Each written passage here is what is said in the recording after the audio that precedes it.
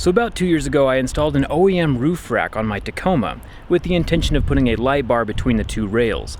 I never actually got around to doing that, but today I have a Prinsu roof rack that has a built-in slot for a light bar, so I'll probably do it this time around. Anyway, today I'm going to show you how to install that. Let's get started.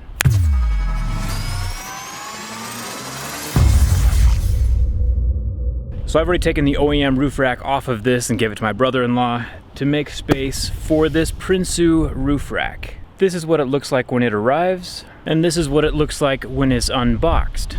We have the two main side rails that go on either side of the cab. We have the wind guard. We have the weather stripping that goes on the bottom of the wind guard. These rails support things across the top of the truck. And then I believe this silver one is the one that goes behind the wind guard, along with the light bar mount and all the hardware. This video is not sponsored, I'm just doing it for fun. And one thing I am annoyed about is they don't include written instructions in the box. It's always kind of nice, you don't have to be on your phone the whole time. They do include the install instructions as like a QR code, but it costs 2 cents to put it in the box, so I would recommend doing that. I'm gonna build the rack here on this table and then, put the front and end piece so it stays square, and then I'm gonna lift it up top. I do have the sunroof on my truck, so I'm gonna space the rails on top so that sunroof keeps on working after the rack is up there. I'm gonna take the wind deflector hardware, and these are the little screw points that slide into the silver rail and line up with these holes on the wind deflector. So I'll slide this one all the way down here, and then once those are in, I can set this on top and loosely line up the holes like that, screw it in, but leave it loose enough that I can slide it back and forth and line up the rest of the holes with their screw location. So all the screws are just in really loosely right now, and I can still slide this bottom rail back and forth to line up all the holes. Once all the screws are threaded, then I can tighten them all down. I thought the weather stripping was going to be kind of cheap, but it's actually a pretty good solid plastic layer on top with a metal liner that grips the air foil, and then there's a soft rubber underliner that should keep it from scratching the paint above the windshield. Alright, so that is done. I'm going to set this in the truck so we can use it later. And then I'm gonna put some of these rails between the two sides so I can put them up top and figure out where I need to cut little holes in this weather stripping for the bolts down in the top. So these rails do have a top and a bottom. The top is gonna be right here where these holes are. So you can slide little hooks and mounting points in there. And then the bottom does not have those cutouts. So for the windscreen, it was actually a Phillips head, but this is a T30. And you can get T30 little screwdriver heads like this, or you can get T30 heads that are actual full-on sprocket sets. All right, so I have the roof rack just kind of squared up. Got two rails in there, so it's still light enough for me to throw on top. I haven't gotten the rails exactly where I want because I still need to line up for the antenna right there, as well as the sunroof up top. But now we have probably the most complicated step of cutting holes in the weather stripping. So I have seen people just take off the weather stripping entirely. I've seen people cut sections out of the weather stripping. But I think the most aesthetic and protective way of doing it is just drilling a hole straight through the weather stripping, and you'll see what I mean in a second. So here up top, I just set this weather stripping down in place after removing my old roof rack. It pops up easy enough. Popping this off for the first time, it'll look like there's no screw holes under here because the tape has been painted over the same color as your truck. And so I've just poked holes down through that tape, and then these are from my old rack that I had on there. But basically, what I need to do now is there's two holes here, one in the middle, and then two holes here back at the very end. I need to mark where those two holes are on this weather stripping. So I'm just gonna lift it up a little bit, find the hole, put a knife mark up here in the top, and then I'll know where to drill.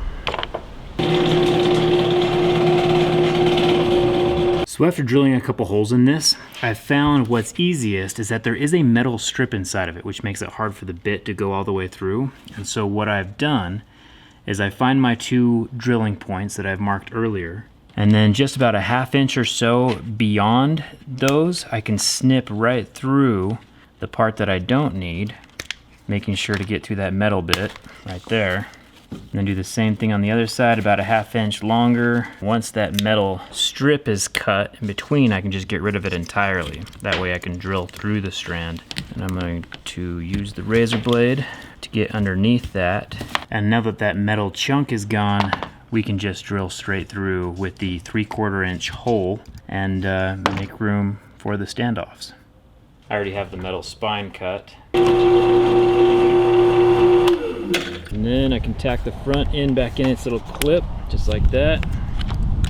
And all the holes line directly up with the holes underneath, which is very convenient. So I'm just gonna take my razor blade, clean them up, stick the standoffs down in there, and set the whole rack into place. One thing I'm also doing is adding copious amounts of silicone to these holes, because this is where water can leak directly inside of the cab. We don't want that. So the screws will go in here, and it's just important to get everything installed before this dries.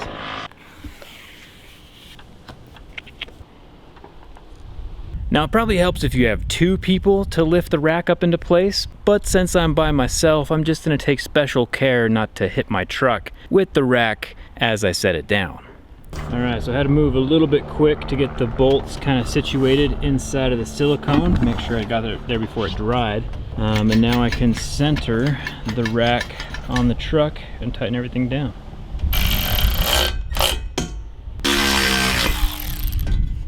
Too shabby. Got it all squared up at the sides of the truck and the front of the truck. These rails installed so that they don't interfere with the sunroof. So one thing that I would change with the rack, I'm gonna show how to install the light bar later, is that these metal brackets right here and right here are super close to the paint. So like if anything heavy ever does get rested up on here, there's a chance that these could actually touch the roof of the car and start scratching it. And like they're both the same on the front. The rear, not so much, probably because the cab narrows as it comes forward a little bit. But yeah, I feel like these should be cut back a little bit so that they're not as close to the roof of the car. All right, we are done. I decided to evenly space them along the back side, but leave a little gap for my sunroof.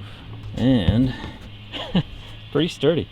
So I weigh about 200 pounds, and if I stood on one, it would bend and then touch the roof. But if I stand on two, 200 pounds can shake the whole truck, and it's still sturdy. Makes me wonder if I can actually put not a wheelchair up there. Let's give it a shot. Not too shabby. I mean, I'd have to put on the parking brake and make sure it's super secure, but it fits. I would have to adjust these bars a little bit so that the wheels stay elevated off of the truck. Right now it's sitting right over the sunroof, so I'd have to squish those bars together to help out. I'm not saying I'm actually gonna do this, it's probably not super safe up there, but it looks like the rack could handle it if I ever need to transport more than one rig at a time. I'm gonna save mounting the light bar for another video because the whole, wiring of it and everything is fairly complicated and this video is already long enough. If you wanna know more about my bumper or the winch, I will leave the links for that right over here on the side. And let me know if you have any questions down in the comments. Thanks a ton for watching. I'll see you around.